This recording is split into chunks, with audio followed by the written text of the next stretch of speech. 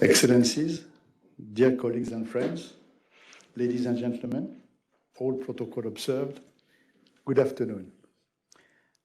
Heartfelt welcome to my third and before last lecture devoted to the public law of Africa and the consolidation of African statehood. Thank you very much for your loyalty in the attendance of my lectures. Last week, I have examined how the Covenant of the League of Nations has ignored African people's aspiration for freedom. On the contrary, confirming the civilizing mission of the European states. I have also showed how the right of people to self-determination, formally enshrined in the United Nations Charter, has been advocated by the civil society and the few African countries that were independent in the late 1950s. I have further showed that the process of liberation of the African continent involved both African states and other states of the global south, and how this coalition of states have led a process of reform of international law to ensure that this legal system takes better account of their rights and interests. Today, I will show you that parallel to this process of challenge and adaptation of traditional international law by African states, these states have gradually developed a genuine African international law, that is, a set of specific legal norms created by African states to govern their mutual relations alone. In other words, an international law developed by African states for African states, which Judge Abdelraoui Yusuf described as the public law of Africa in his lecture to the Hague Academy of International Law in 2012. This standard-setting process, set in motion by the African states, will be undertaken essentially within the framework of the Organization of African Unity, OAU, created in 1963, and then of the African Union, AU, which will succeed it in 2001. I will not speak about the law which has been generated by the regional economic communities, the number of 8 in Africa, such as ECOWAS, COMESA, East African Community, or SADC, for example. Since 1963, no less than 90 treaties have been adopted by African states within the continental framework of the Organization of African Unity and the African Union. Nearly a third of these 90 treaties are designed directly or indirectly to protect the rights of the individual on the continent. And I would say that it is mostly in this area of human rights that the particularism, the hallmark of the public law of Africa, is best expressed. Although this public law of Africa was created solely to govern inter-African relations, its scope will sometimes transcend the African continents, the African confines, to influence the development of similar rules in other regions of the world or at the universal level. This is what Boutros Ghali predicted as early as in 1966 in his book on the Organization of African Unity, when he spoke of, I quote, a specifically African law of nations, which will at the same time enrich ecumenical international law, end of quote. This has proved true concerning, for example, the definition of a refugee or the right to development. I would distinguish two major periods in the evolution of the public law of Africa, and these two periods correspond schematically to the two major periods in the life of the Pan-African organization. The public law of Africa as it was produced by the Organization of African Unity, and the public law of Africa as it was produced by the African Union. Whereas under the Organization of African Unity, the public law of Africa focused on the state and its consolidation. Under the African Union, it focused on the individual and his or her self-realization. In other words, I would say that the essential purpose of the public law of Africa under the Organization of African Unity was state security, whereas the main purpose of the public law of Africa under the African Union is human security. The evolution is very clear, as I will show it next week. Today, I will be focusing on the public law of Africa under the Organization of African Unity. And next week, I will be devoting my fourth and last conference to the African Union law.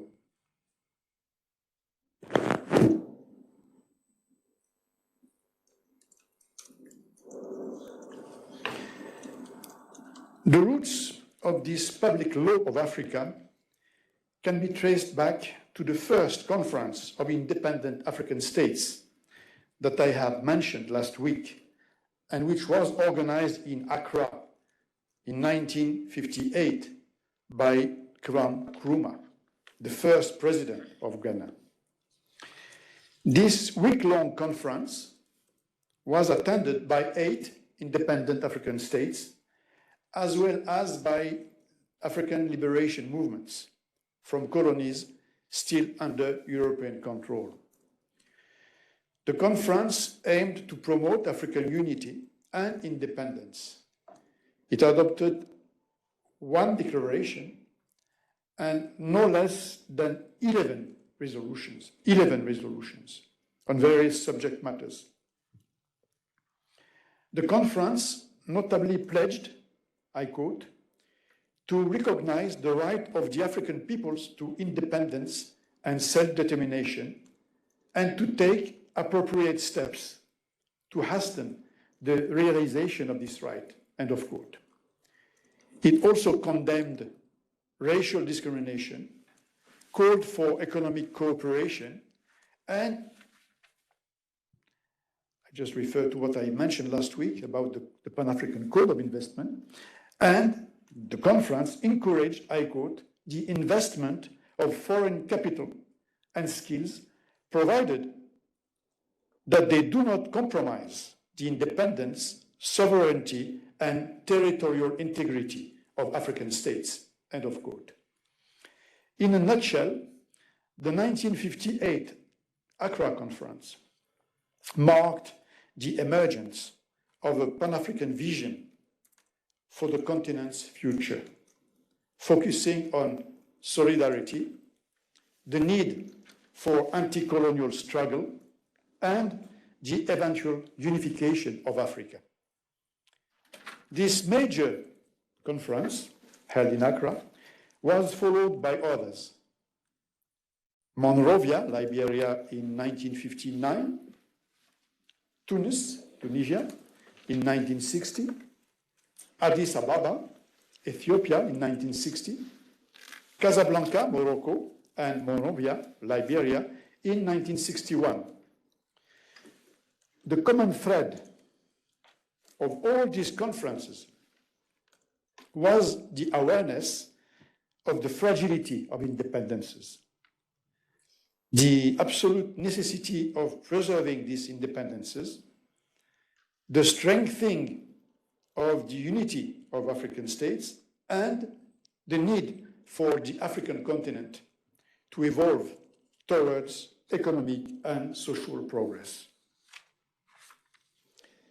All these concerns of the African states will be formulated again at the Summit Conference of Independent African States held in Addis Ababa in May 1963, and at the close of which was adopted the Charter of the Organization of African Unity, establishing the first African continental organization.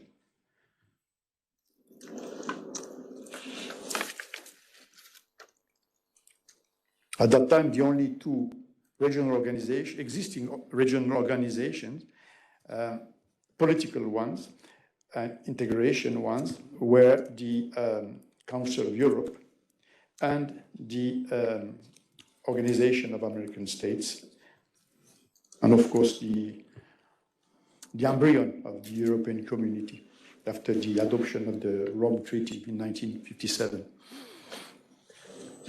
Today, as at my two last conferences, I have chosen 5 dates relating to the adoption of legal instruments that I consider to be very illustrative of the public law of Africa under the Organization of African Unity.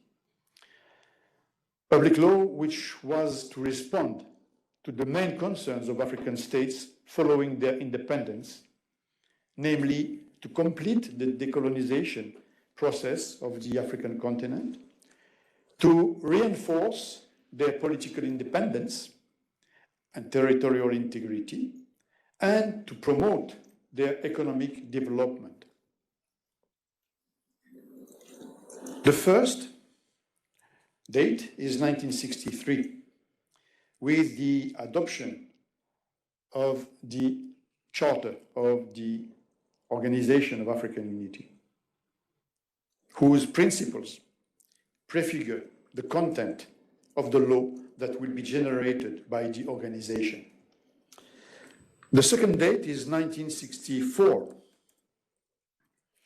with the adoption by the Organization of African Unity, by the supreme body of the organization, that is the Assembly of Head of States, of the resolution on the border disputes among African states. The third date is 1969, with the adoption of the OAU Convention governing the specific aspects of refugee problems in Africa.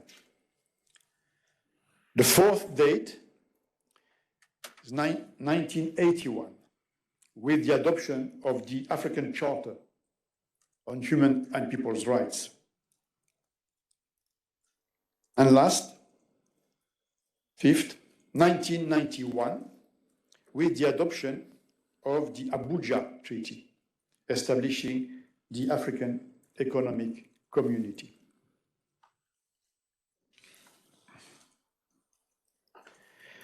With the notable exception of the African Charter on Human and People's Rights, the adoption of which I would say was largely incidental, if not accidental, all the above mentioned legal instruments were aimed at the decolonization of the African continent and the creation of good neighborhood relations between African states, in particular by strengthening their political independence and territorial integrity.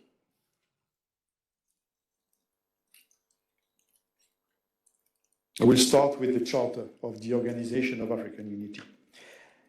As I indicated, the Charter of the Organization of African Unity was adopted at the Addis Ababa Summit Conference held in 1963. The Summit Conference brought together 32 independent African states, and national liberation movements. From the outset, I would stress that the Addis Ababa summit confirmed the ideological divide between moderate and progressive states over the nature of the continental unity they wanted. Integration or cooperation. In the end, it was a moderate version of African unity and Pan-Africanism that was enshrined. That is, cooperation only. Putting an end to the dream of a United States of Africa, and the integrationist vision of certain leaders such as Kwame Nkrumah from Ghana, Sékou Touré from Guinea, Patrice Lumumba of Congo, Ahmed Ben Bella from Algeria, Modibo Keïta from Mali, or Julius Nyerere from Tanzania. This divide between moderate and progressive, between the advocates of a cooperation organization and the advocates of an integration organization, this divide and the main concerns of the African states were reflected in the Charter of the Organization of African Unity, adopted at the close of this summit. The OAU Charter, thus, was emphasizing the importance of African states' sovereignty and independence. Indeed, according to its Article 2, the purposes of the organization were notably, I quote, to defend sovereignty, the territorial integrity and independence of African states, end of quote. Even more illustrative are the principles on which the organization was based. Article 3 of the OAU Charter thus provided that the organization was notably based on the principles, I quote, of non-interference in the internal affairs of states and respect for the sovereignty and territorial integrity of each state and for its inalienable right to independent existence, end of quote. The same article also condemned political assassination as well as of subversive activities on the part of neighboring states or any other states. The Charter, Article 3 of the Charter, further underlined, I quote, the absolute dedication of the African states to the total emancipation of the African territories which are still dependent, as well as the need for peaceful settlement of disputes through negotiation, mediation, conciliation, or arbitration. No mention of judicial settlement of dispute. Arbitration is the only jurisdictional way to settle disputes in 1963 for the African states. The emphasis placed by the Organization of African Unity Charter, this emphasis put on the strengthening of the sovereignty and independence of the member states, as well as on the total decolonization of the African continent, will shape the law adopted by the organization throughout the nearly 40 years of its existence. The tone would be set during the Addis Ababa Summit conference itself, during which, in addition to the establishment of the Organization of African Unity, the participating states adopted a couple of strong resolutions concerning notably decolonization, apartheid and racial discrimination, and also general disarmament. The resolution on decolonization invited the colonial powers to take the necessary measures for the immediate application of the Declaration on the Granting of Independence to Colonial Countries and People, which was adopted 3 years before by the General Assembly of the United Nations.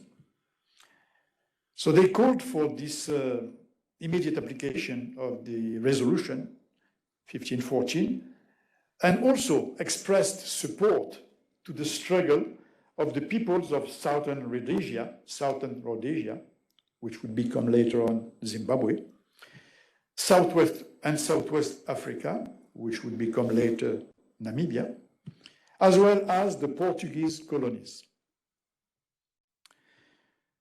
The resolution on apartheid and racial discrimination, for its part, condemned, I quote, racial discrimination in all its forms in Africa and all over the world, including the United States of America. Finally, the resolution on general disarmament contained the undertaking of African states, I quote, to bring about, by means of negotiation, the end of military occupation of the African continent and the elimination of military bases and nuclear tests, which elimination constitute a basic element of African independence and unity. This concern was much later on reflected in the Pelindaba Treaty, creating an Africa free continent, an African nuclear-free zone. This insistence on disarmament and nuclear weapons was the result of the tendency of certain colonial powers to maintain bases, military bases, in the former colonies. Algeria, for example, is an example. Algeria became independent in 1962 after 7 years of war and after very lengthy negotiation. At one stage, France was willing to give independence to Algeria in the early 60s, but only the northern part of Algeria, keeping the Sahara with all the resources under French domination. And of course, the GPRA, the Algerian provisional government, refused this, and the negotiations were held here on the Swiss border in Evian, and first in the Swiss border, on this side of the border, and then in Evian. And they were concluded in 1962 with the Accord d'Evian. So in the Accord d'Evian, there was a clause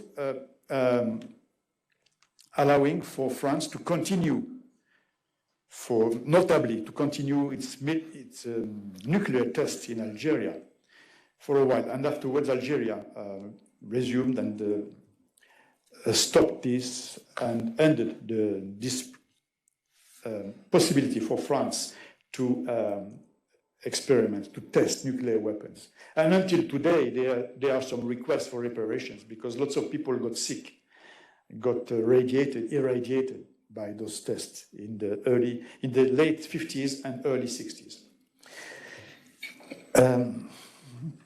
So I close this parenthesis on the concern of African states for the denuclearization of the African continent. During the following year, that is after 1963, the OAU adopted many legal instruments, resolutions and conventions on the same subject matters. I just mentioned the Pelindaba Treaty, for example. On the same matters, as well as on issues which were considered as grave threats to the independence, sovereignty, and territorial integrity of the member states. Namely, border disputes, subversive activities, refugees, and mercenaries. Border disputes, subversive activities, refugees, and mercenaries. I will focus on the issues of border disputes and refugees. I would say in passing that the concern of African states for political stability, foreign interference, and subversive activities was not unfounded, as the impressive number of coups d'etat perpetrated on the continent would later testify. If I'm not mistaken, the first military intervention to seize power in Africa was the overthrow of King Farouk by the Egyptian army in 1952. Since then, military intervention in political affairs has become commonplace in Africa as a means of gaining power, with some 100 successful coups d'etat in 35 African countries, with about 200 attempts, 200 coup d'etat attempts. So 100 succeeded. Let me now say a few words about border disputes, which were the most burning issues on the agenda of the second meeting of the Organization of African Unity. When I say the second meeting, is the first ordinary session of the OAU, which took place in 1964. First ordinary meeting of the Organization of African Unity, 1964. At this meeting, the OAU indeed adopted a series of resolutions on 4 border disputes between member states. Border disputes between Algeria and Morocco, between Ghana and Upper Volta, between Ethiopia and Somalia, and between Somalia and Kenya. So 4 resolutions on 4 border disputes. More importantly, the OAU Assembly, the supreme body of the organization, adopted a resolution on the general issue of border disputes among African states and on how to bring them to an end. In this resolution, the OAU Assembly, I quote, solemnly declared that all member states pledged themselves to respect the borders existing on their achievements of national independence, end of quote. This was the consecration of the principle of intangibility of borders inherited from colonization, a principle inspired by the Latin American doctrine of uti possidetis juris, and later on consecrated in many rulings of the International Court of Justice concerning territorial disputes between African states. To name a few, the judgment of the Chamber in the Burkina Faso-Mali case in 1986, and the judgment of the Chamber also in the Benin-Niger case in 2005. The application of this principle of intangibility of borders inherited from colonization was supposed to put an end to the territorial conflicts resulting from the arbitrary division of African borders by the European colonial powers, particularly as a result of the Berlin Conference of 1884-1885. I would say that this principle has fulfilled its mission rather well, insofar as it has prevented large-scale interstate conflicts and contributed to a sense of African unity. However, this principle has at the same time entrenched colonial era divisions, leading to enduring internal conflicts in Africa. Internal conflicts, precisely, together with the wars of national liberation, resulted in large movements of refugees within Africa.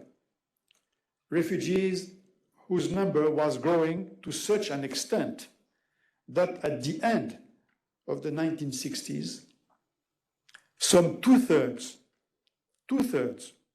of the global program funds of the United Nations High Commissioner for Refugees, two-thirds of the program funds of the UNHCR were being spent in African countries.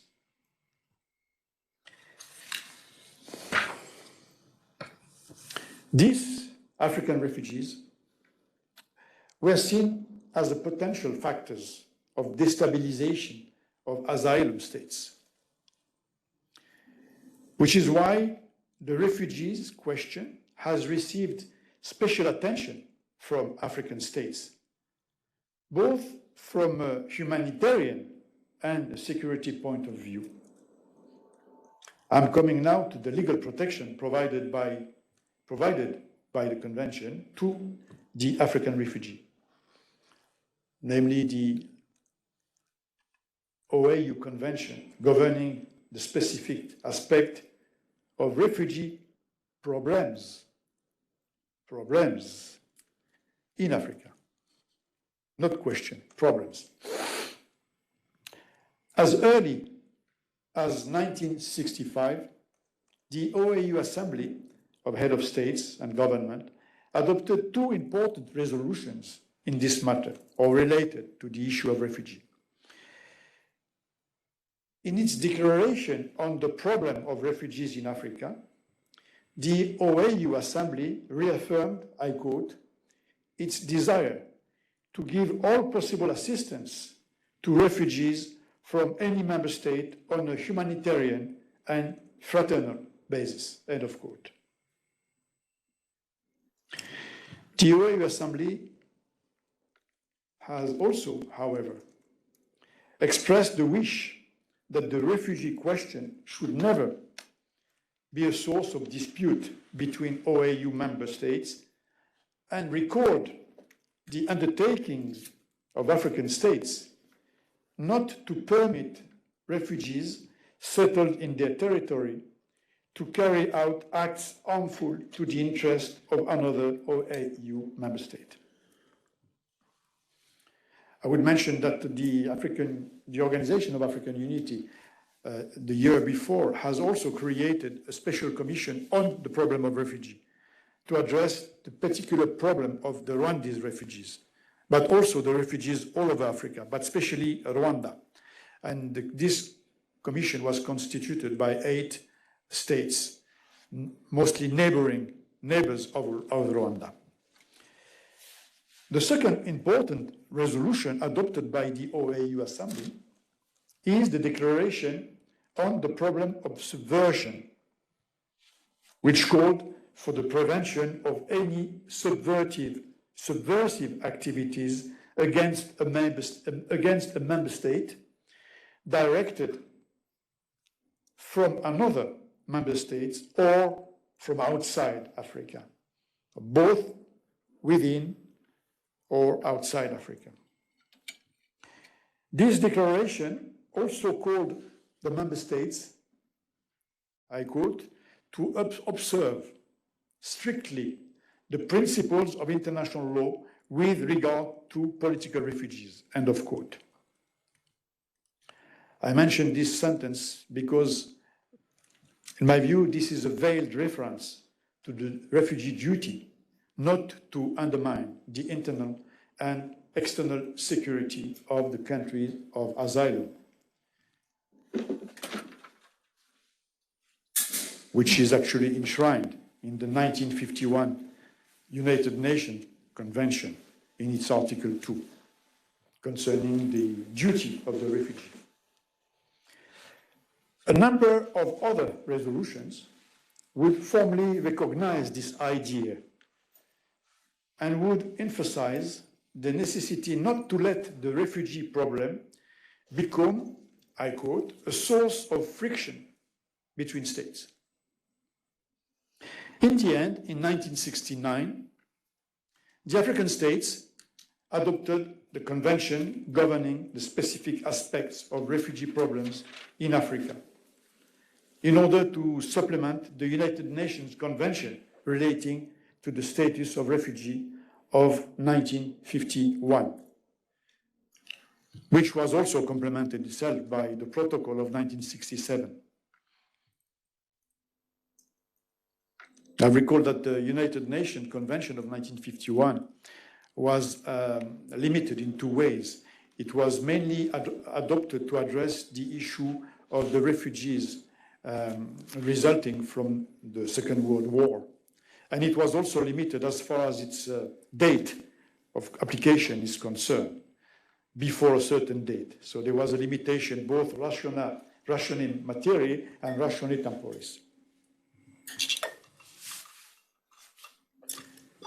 Article 3 of the OAU Convention is entitled Prohibition of Subversive Activities. Prohibition of subversive activities, and it notably contains the undertaking of state parties to prohibit, I quote, to prohibit refugees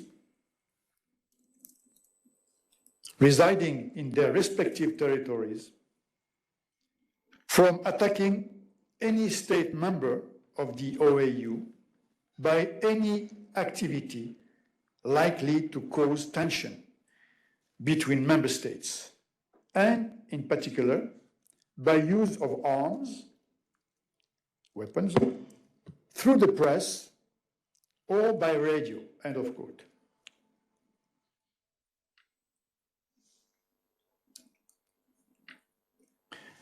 As I just mentioned, the first sentence of paragraph 1, which is in black font, is a reproduction of Article 2 of the United Nations Convention on the Status of Refugee, providing for duties of the refugee.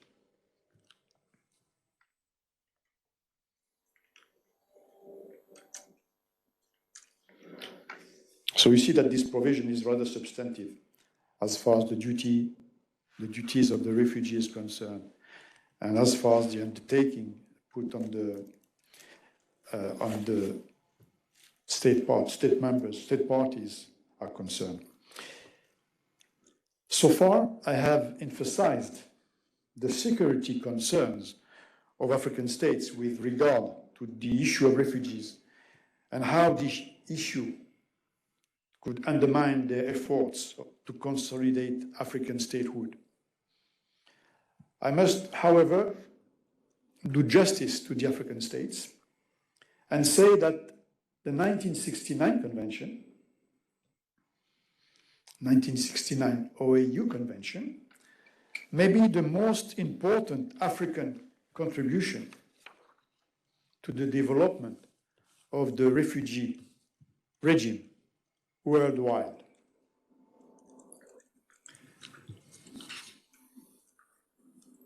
The main contribution of the OAU Convention is indeed to broaden the definition of refugee contained in the 1951 United Nations Convention on Refugees, as complemented by the 1967 Protocol.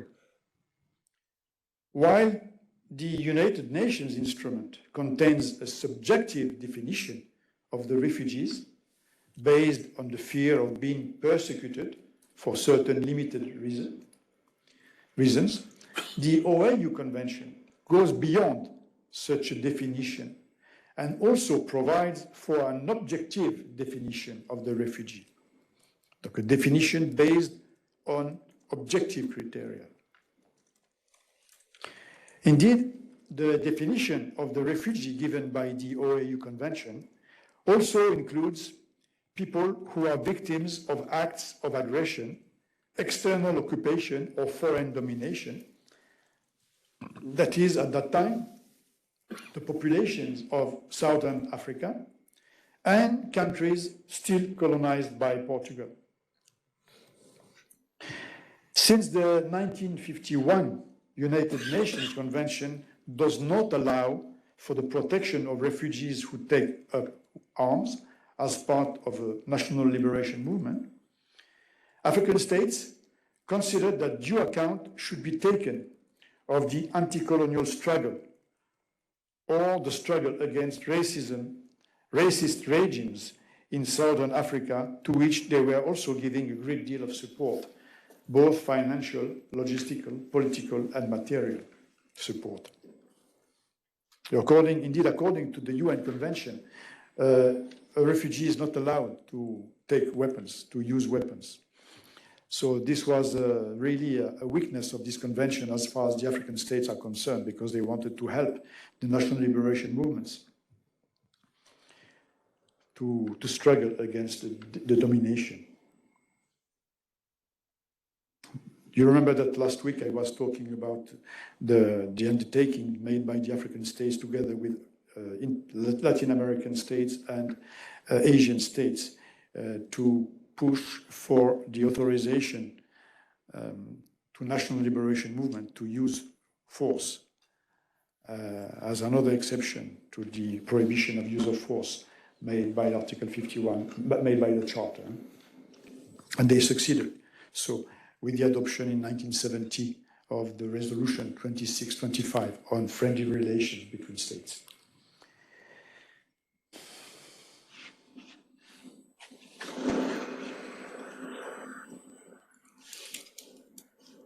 So the convention,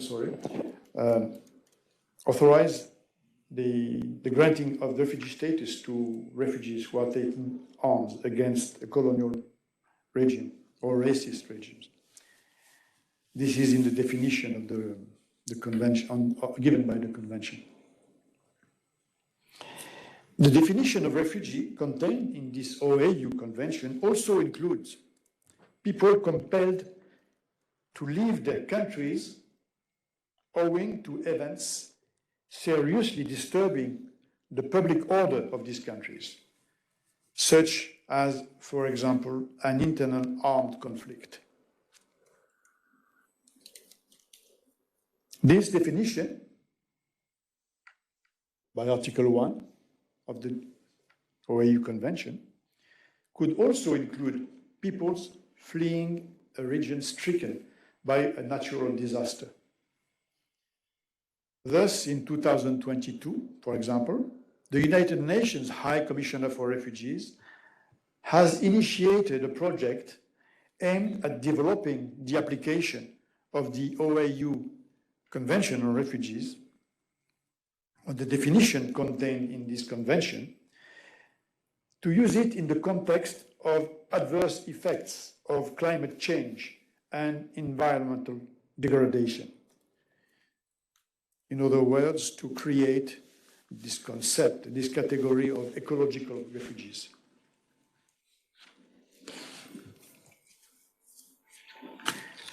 So as you can see on the board, the definition provided by the United Nations Convention of 1951 is based on subjective criteria. Subjective criteria. That means that the person who is seeking asylum should prove that he is being persecuted for certain reasons, duly mentioned in the article, in the convention.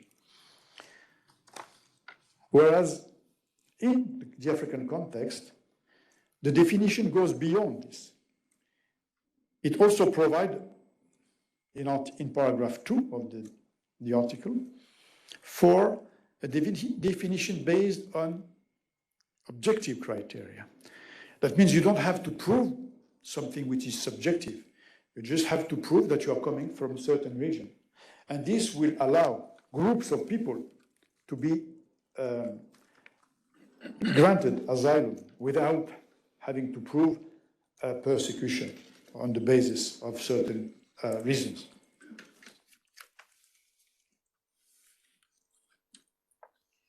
As I said just before, this wide definition of the refugee given by Article 1 of the OAU Convention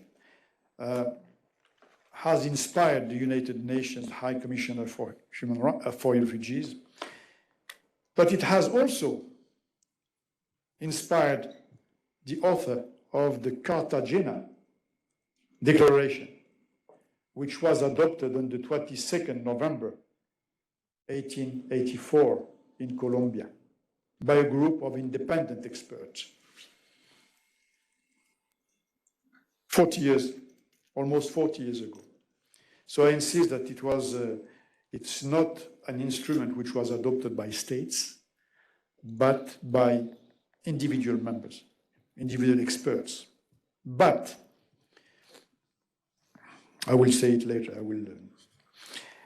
This declaration states that the definition of refugee could not only include the elements of the 1951 United Nations Convention and the 1967 protocol to this convention, but could also extend, I quote, to persons who have fled their country because their lives, safety, or freedom have been threatened by generalized violence, foreign aggression, internal conflicts, massive violations of human rights, or other circumstances which have seriously disturbed public order. You see this last sentence, other circumstances which have seriously disturbed public order, is wide enough to cover a certain number of situations. This declaration, this Cartagena Declaration, although it has been adopted by individual people, individual experts, has so far been approved by 16 Latin American countries. 16 Latin American countries. Argentina, Belize, Bolivia, Brazil, Ecuador, Chile, Colombia, El Salvador, Guatemala, Honduras, Mexico, Nicaragua, Paraguay, Peru, Uruguay, and Costa Rica. These states have incorporated the declaration into their practices and even into their national legislation. At this stage, I must say that the OAU Convention on Refugee is the first expression of interest by African states for the issue of human rights, apart, of course, from the situation of peoples under racial or colonial domination. In this regard, I should recall that the Charter of the Organization of African Unity did not consider the protection of human rights and fundamental freedoms as a matter of high priority. Indeed, this landmark legal and political instrument,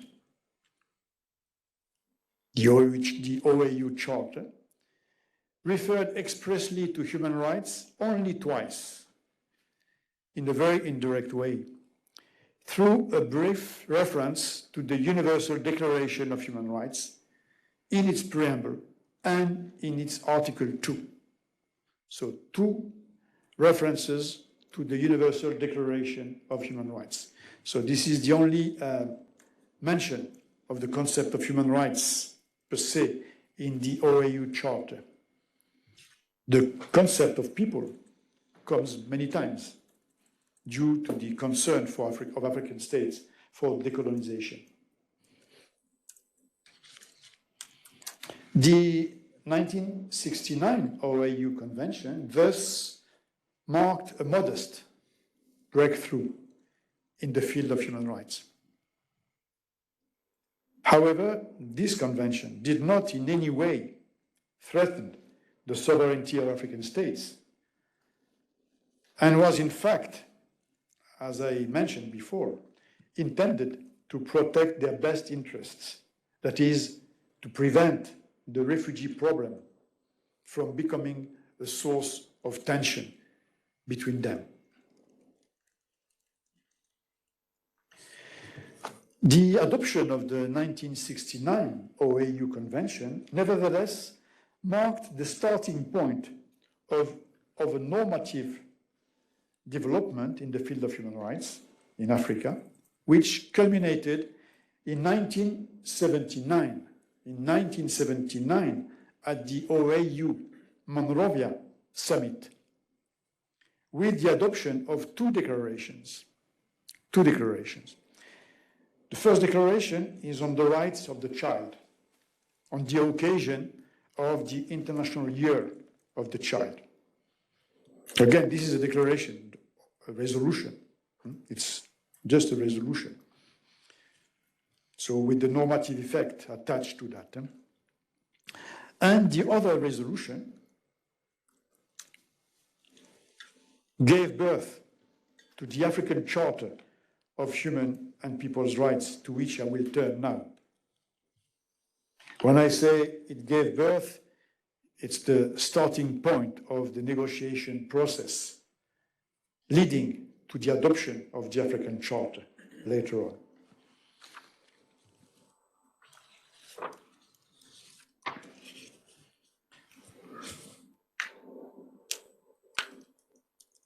So I'm coming now to this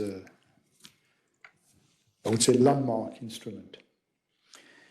The idea of a regional system of human rights in Africa, regional system for the protection of human rights in Africa, was first articulated in January 1961. January 1961, at the Conference on the Rule of Law.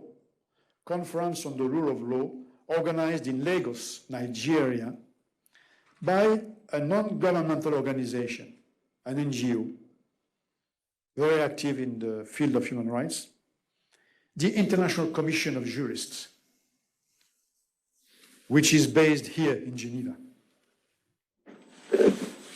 It was based, and it's still based here in Geneva. The participants to this conference adopted what was called the Law of Lagos, the Law of Lagos.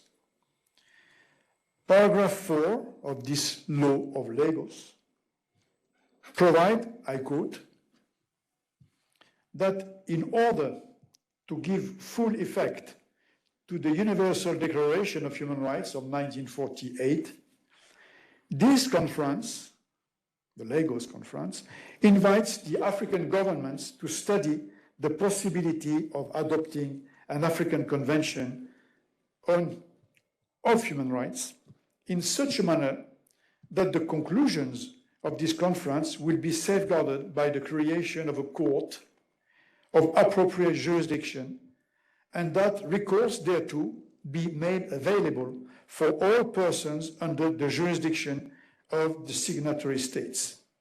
End of quote. In other words, they were proposing, the participants to the Lagos Conference were proposing the adoption of a convention in 1961. That means it was on the basis, at that time there were not many precedents, there was only one precedent, the European Convention on Human Rights. So they were proposing the adoption of a convention. They were also proposing the creation of a court, and they were also providing for a right of appeal by individuals. So it's very important. But this was proposed in the early 60s, 1961. There were not so many African independent states at that time, and those who were independent had other concerns than the issue of human rights.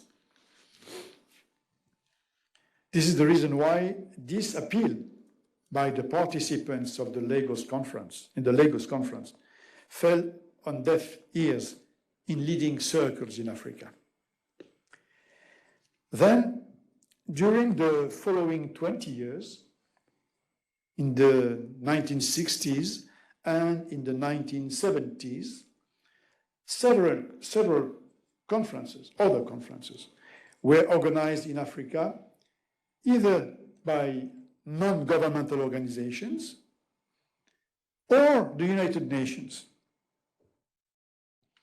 The purpose of these conferences was to discuss the need for an African regional system to promote and protect human rights. In my view, these conferences were not decisive.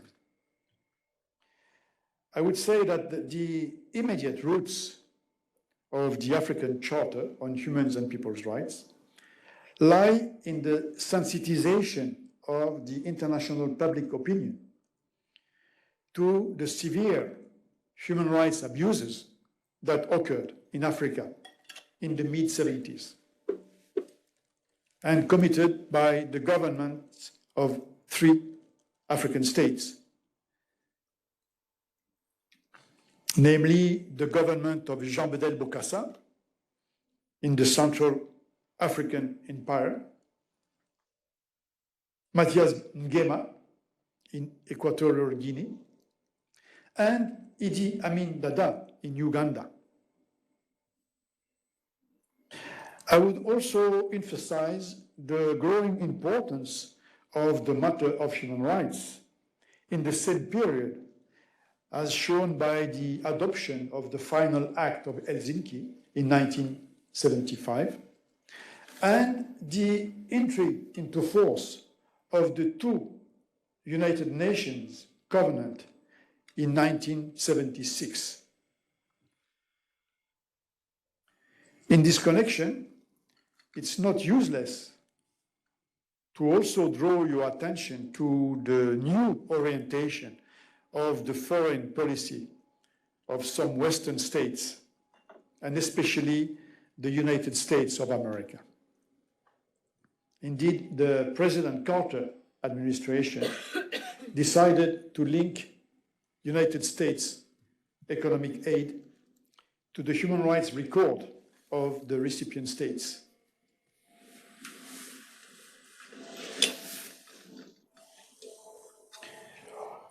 All those events, altogether, worked as a catalyst and induced the African states to show the international community that they were concerned not only by the situation of human rights in the restrictive context of apartheid in South Africa, but also by the violations occurring in their own countries.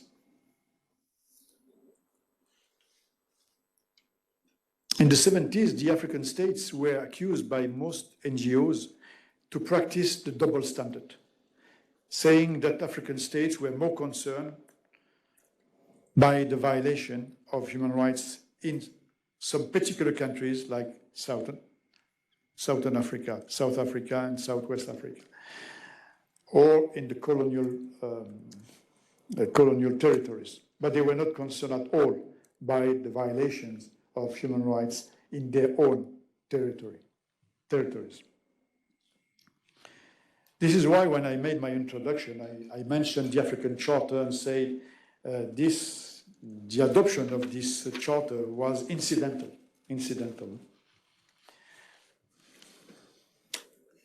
So thus, in the light of all those events, in 1979, at the summit of Monrovia in Liberia, the African head of states decided the drafting of an African Convention on Human and People's Rights. So this is the date of birth of the convention in 1979. Then everything moved very rapidly. Only three expert meeting, and less than 30 days of negotiation, were necessary to complete the drafting of the African Charter on Human and People's Rights, which was formally adopted by the OAU Assembly in Nairobi on 27th June 1981. The Charter came into force 5 years later, on 22nd October 1986, which is now celebrated, the date of 22nd October is now celebrated as the African Human Rights Day. I just wanted to open a parenthesis here, ouvrir une parenthèse, comme on dit en français, as we say in French, to pay a special tribute to Kebambai. You know, sometimes individuals are very, the action of individuals are very important. So they can move mountains.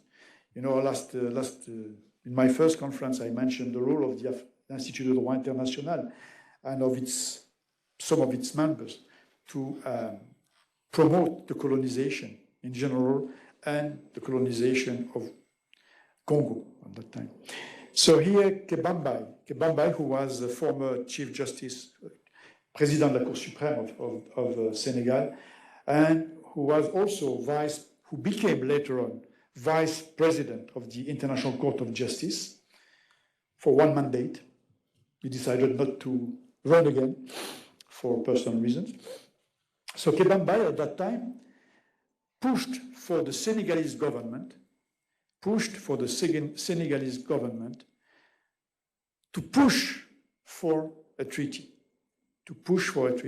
And it was thanks to the push of Senegal through the special and personal push of Kebambai that this decision was adopted in 1979 by the African head of states to start the drafting of an instrument devoted to the protection of human rights in Africa.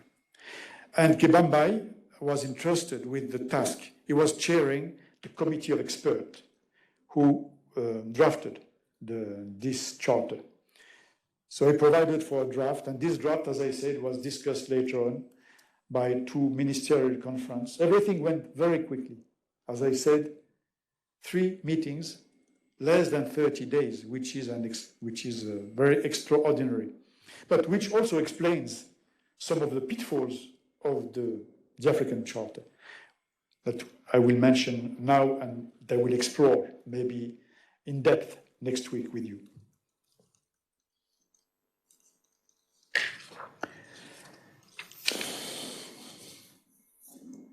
So as I said, the Charter was adopted in 1981 and it entered into force in 1986. As far as the content of the Charter is concerned, I would say that it's very disconcerting for any reader filled with a classical vision of human rights. The African Charter deals, for example, with the right of peoples to, I quote, equal enjoyment of the common heritage of mankind, which was at that time put forward by the Maltese ambassador David Pardo. So the Charter provides for these rights of peoples to the equal enjoyment of the common heritage of mankind. At the same time, it also provides for the duty of the individual, I quote, to contribute to the best of his abilities at all times and at all levels to the promotion and achievement of African unity. End of quote. At the time of its adoption, the African Charter has therefore been heavily criticized by scholars and non-governmental human rights organizations. One of the most serious criticisms leveled at the African Charter was that the rights of the African individuals were strongly in danger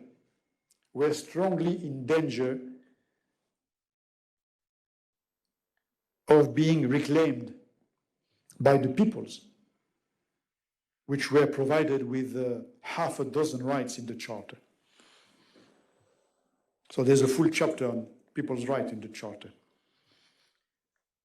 starting with the right of people to existence, right of people to equality, right of people to self-determination, political self-determination, right of people to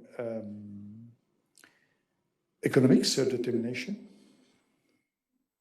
right of people to development, right of people to peace, right of people to a satisfactory environment. I will come back on that next week. So the Charter was criticized because of this concept of people which was enshrined in the Charter, which is the only legal instrument at that time which was providing for people's rights. I mean, to such extent.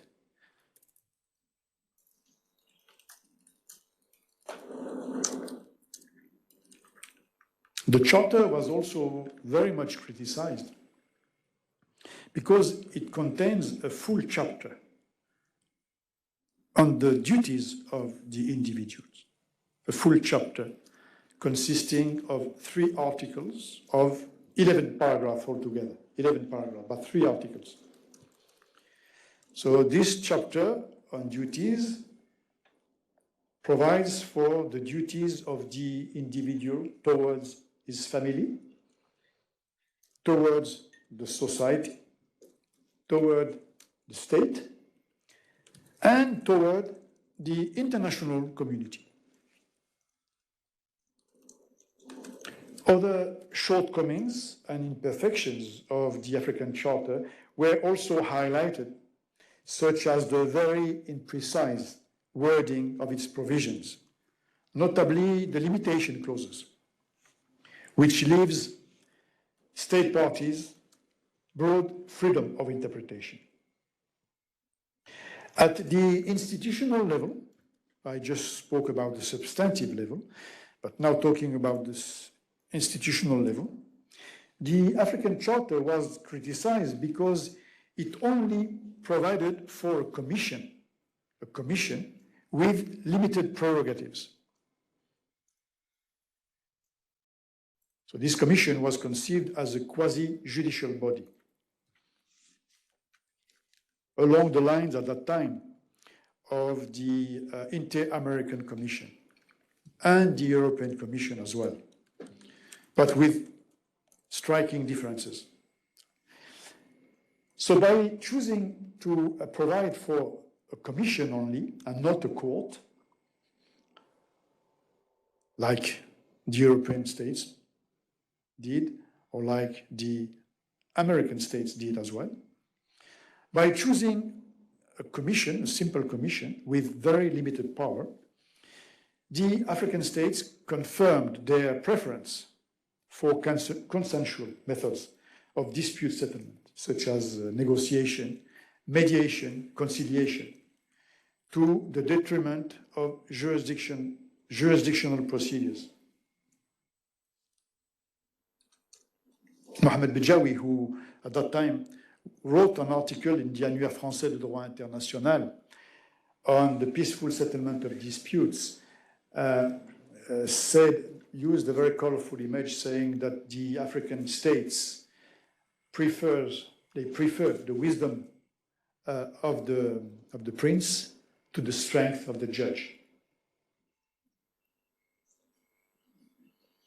To sum up, at the time of its adoption, the African Charter was considered to be a tool at the service of states and not a genuine threat to their sovereignty. In particular, as I mentioned, because it enshrined the concepts of people's rights and individual duties and did not provide for a strong safeguard mechanism. In a way, the African Charter was regarded as a means of consolidating African states. I do not, however, share these views. On the contrary, I do believe that the African Charter is a revolutionary legal instrument and that its strength lies precisely in its weaknesses. As I will show in my 4th lecture next week, the Charter is, in my view, the most innovative of all human rights treaties and contains all the ingredients to ensure the self-realization of individuals on the African continent.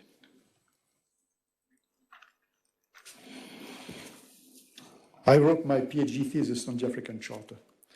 So it was at that time the first publication, the first book, French or English, in any language, on the Charter. And when I asked Kebambai to be member of the jury, and Kebambai told me, but I don't know how you could have written 400 pages on the draft that I produced, you know, and you drew all the substance from the African Charter. And this is what I did, actually. This is what I did. And I used all the imperfection and insufficiencies of this document to promote, actually, the purpose for which it was adopted, actually, the protection of human rights in Africa. So I will come back to this next week. So the African Charter, even though it was harshly criticized in some quarters, subsequently became a benchmark legal instrument for African states. For example, respect of the African Charter was recognized as a core principle by the Abuja Treaty, establishing the African Economic Community, to which I'm turning now.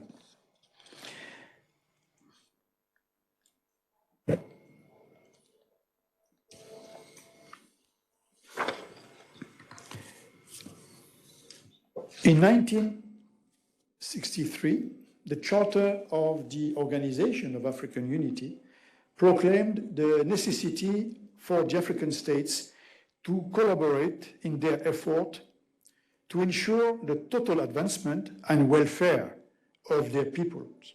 This is in the preamble of the Charter. And the African states, they have notably pledged, I quote, to coordinate and intensify their cooperation and efforts to achieve a better life for the peoples of Africa, end of quote. This is in the Article 2 relating to purposes of the treaty. However, in the first years of its existence, the Organization of African Unity did not really concern itself with the economic problems of the continent, leaving the task of their management to the United Nations Economic Commission for Africa and to sub-regional African organizations, such as the ECOWAS, Economic Community of West African States, or the East African Community. The interests of African states in economic matters would only become apparent in 1973,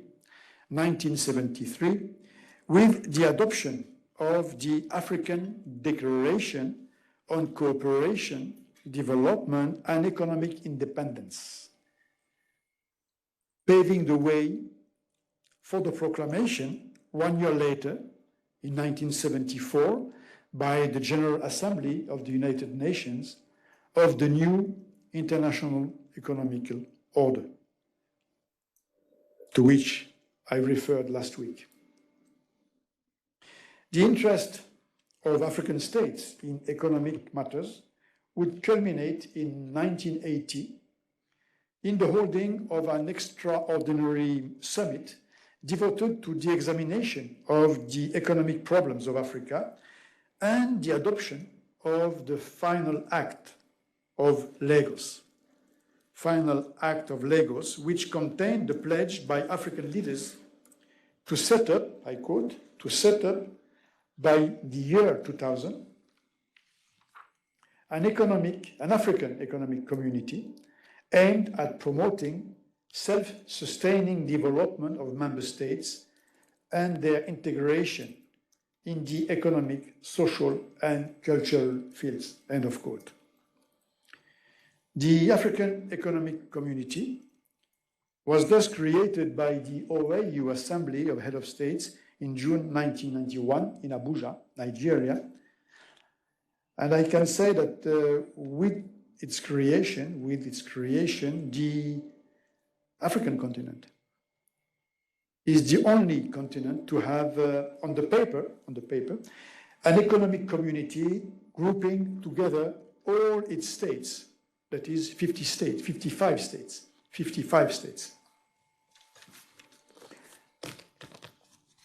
In a nutshell, I would say that the African Economic Community is a unique and ambitious framework for continental economic integration with the goal of establishing a common market, customs union, and ultimately an economic and monetary union among all African states.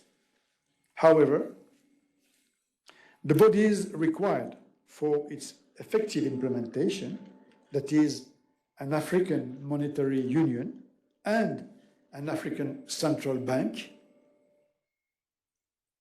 together with the creation of an African single currency, are still a long way off. For example, the protocol establishing the African Monetary Fund has been adopted in 2019, that means 5 years ago, but has so far been ratified by only one state, Chad. Let me now say a few words of conclusion. With a few exceptions, the public law of Africa, under the Organization of African Unity, has been state-centered. Its main purpose was to consolidate the newly independent African states and ensure these states a degree of political and economic stability. The contribution of the public law of Africa under the OAU focused on political solidarity, support for decolonization, territorial integrity, and economic cooperation.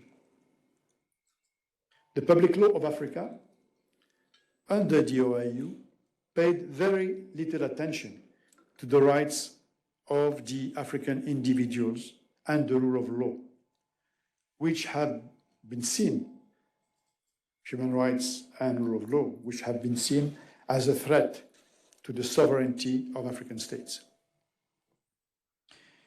The OAU was so state-centered that its supreme body, the Assembly of Head of States and Government, was at times referred to as a syndicate of head of states, because it was perceived as primarily serving the interest of the African leaders,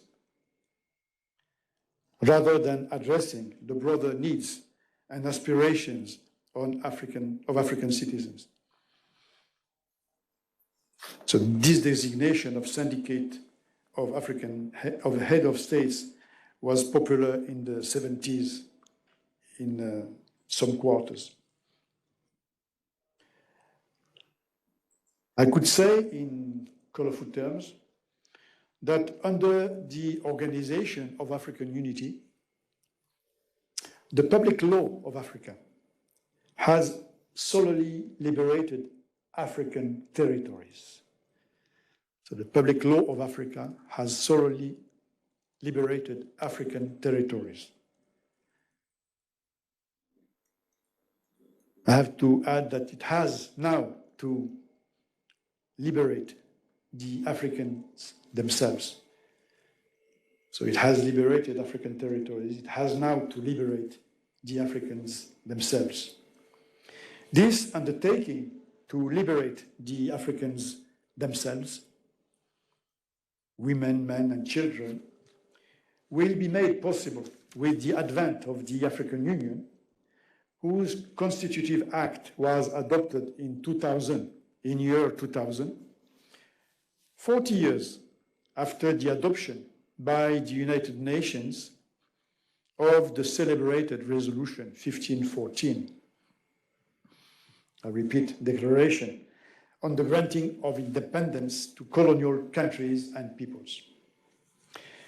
The Constitutive Act of the African Union indeed gives a far more important place to the individual than the Constitutive Charter of the African Unity, the Organization of African Unity. For example, the preamble of the Constitutive Act of the African Union provides for the member states' determination, I quote, determination to promote and protect human and people's rights, consolidate democratic institutions and culture, and to ensure good governance and the rule of law, end of quote.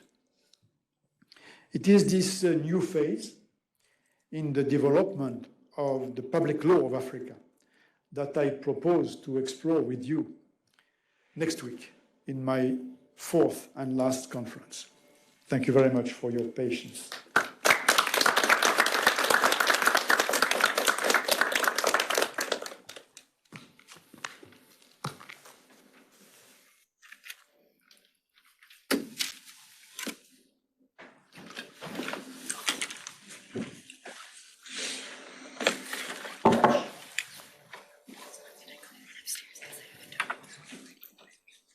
Oui, je pense, oui. Ah, mais 14 heures. Oui.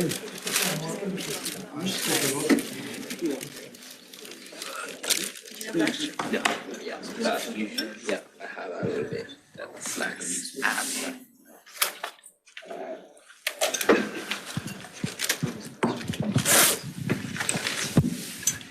Hi, Judge Fatsah. Thank you so much for the lecture.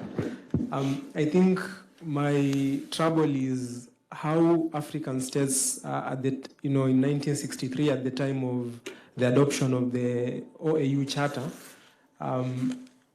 thought that the guaranteeing of individual rights would be a threat to their sovereignty. That link between the two is something that I don't understand clearly. Taking, for instance, when you draw parallels with the United States of America experience, when they make the Declaration of Independence in 1776, one of the first things they do is to guarantee the rights of the individual. And this doesn't seem to have that effect of threatening the sovereignty of the organization.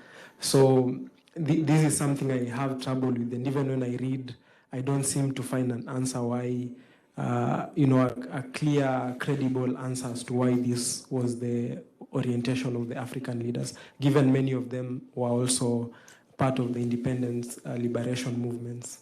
Thank you.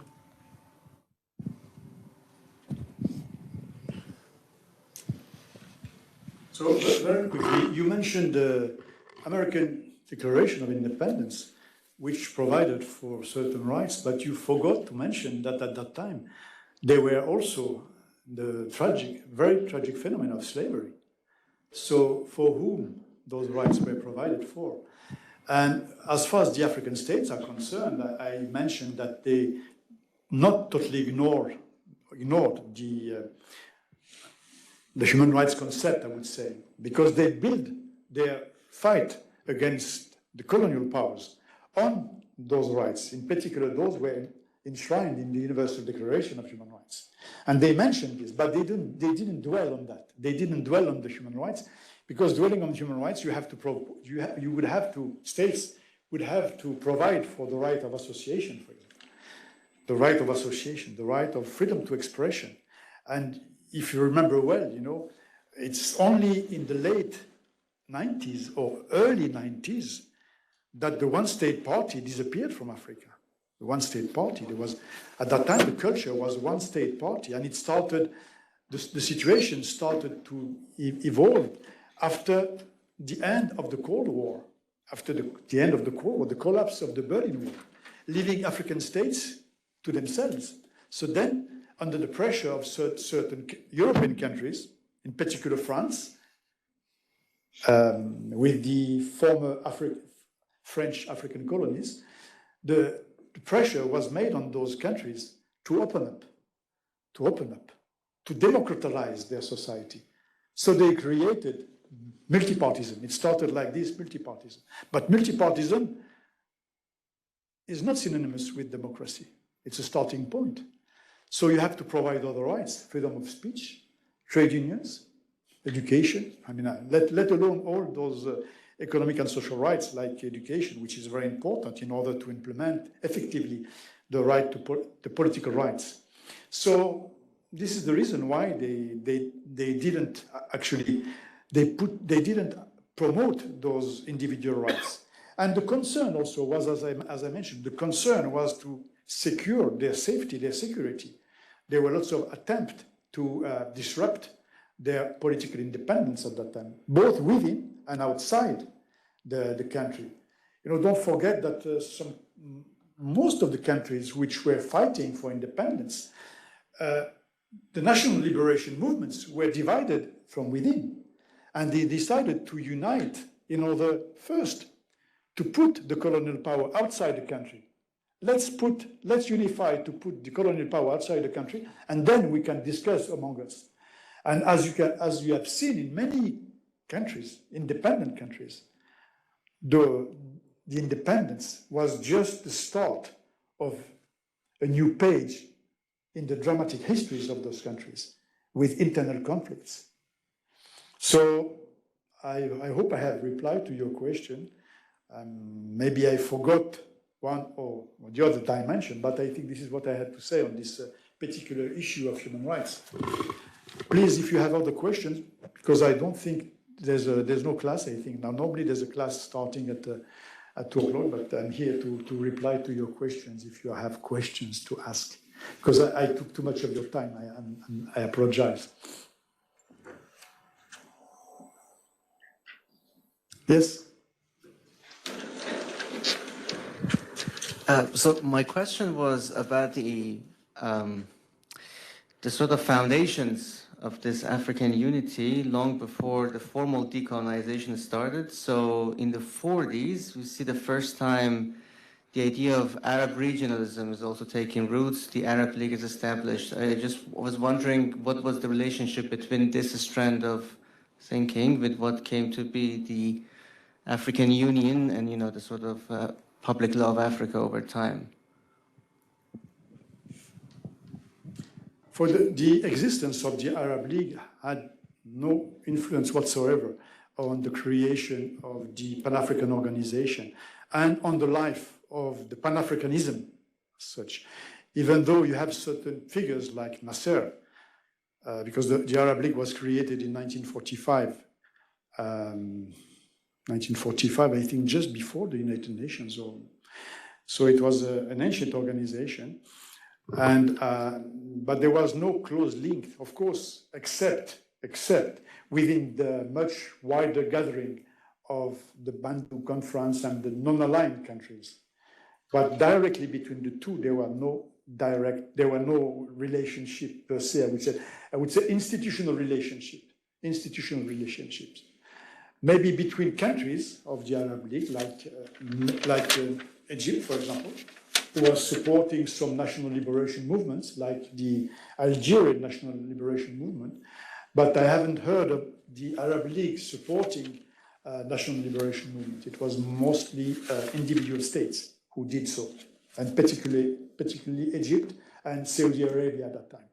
Saudi Arabia and Egypt.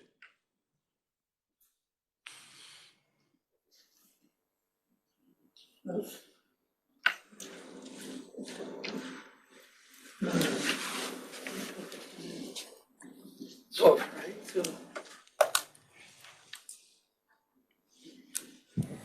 thank you so much, Fatsah. So, very quickly, in the interest of time. So this was fascinating, and I learned a lot. One comment I had in connection with, you made the point about the attempt to develop